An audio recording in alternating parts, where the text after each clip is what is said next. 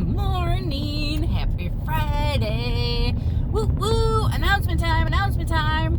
Today is Friday. Today is my new weigh-in day.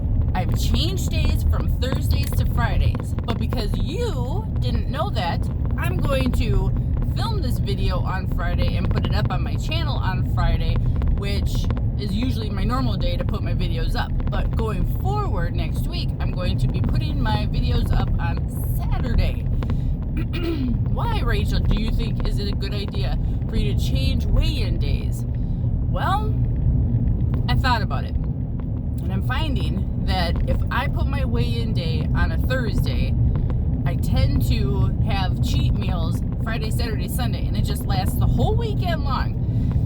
And then I get back on track on Monday, and then I'm good Monday, Tuesday, Wednesday, and then Thursday weigh-in. And I'm finding that that may not be such a good way to go about it. So, going forward, if I weigh in on Friday, I have at most a couple cheat days, Saturday, Sunday, but then usually right on Monday, I hit back on track, and then I have all the way until Friday again before I weigh in. So it makes sense in my mind. And let me tell you this, anybody else deal with this last week that their partner or spouse tempted them with meals out of the house? Like, if you saw my stories from this week on Instagram, you would have seen the fact that there's a couple different times my hubby just spontaneously decided, let's go out to eat. And then seriously, on Wednesday, the day before weigh-in day, he's like, oh, let's go out to eat here or there. And I'm like, oh man. Like I told him, I said, can't you just wait until weigh-in day, Thursday, which would have been my normal day to weigh in, or Friday, because then I'm like, that's the day to do it. But he doesn't understand that, and I appreciate him. And he only has so much time throughout the week of specific windows of opportunity to make special date times with me because he's just so busy with our family business. So I can't get down on him about that either. So, okay, so let's get to the topic. Weigh-in results for this week. This is week July 1st was a Wednesday, so June 29th, week of June 29th. My weigh-in results are 0. I didn't gain and I didn't lose. I'm still at 190.4, and that's a 23.5 pound loss since the very beginning, but not as low as I'd like it to be. The lowest I've been so far on this weight loss journey is 185, and I'm about 5.5 pounds away from that. And so, but then again, that's the fluctuation, the most it's been here now through this whole COVID season. So I'm not going to complain if all I'm doing is plus and minusing 5 pounds through this whole time frame. I'm going to call that a win, right, people? A win. But it's still kind of annoying because ultimately I have not found a new normal or a new pattern of success to keep making that scale go down. So I'm working on it.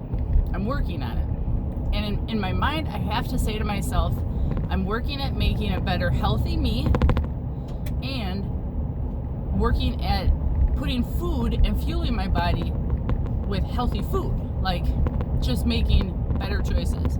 So overall, every day, I sit back and I think to myself, what's one small change that I can make today? Is it increase my daily intake of water just a little bit more than the day before? Is it grabbing for a handful of fresh vegetables from our garden? Yes, those are things I can do. One step in the right direction every single day, and not ever giving up. So if you saw my post on Instagram, my weigh-in post, you'll see that that's part of my journey. I just don't want to give up, and I want to make a conscious decision and a mindful decision to make the next step in front of the next one a step in the right direction. So going forward, this is the weekend of Independence Day. Happy Independence Day, everyone. I hope you guys are having a great weekend with family, friends, or just by yourself and enjoying this time. In case you haven't noticed, here amongst the Midwest area, it has been a severe heat wave this year, and I'm trying to embrace it. My husband loves every minute of it. I don't care for it as much.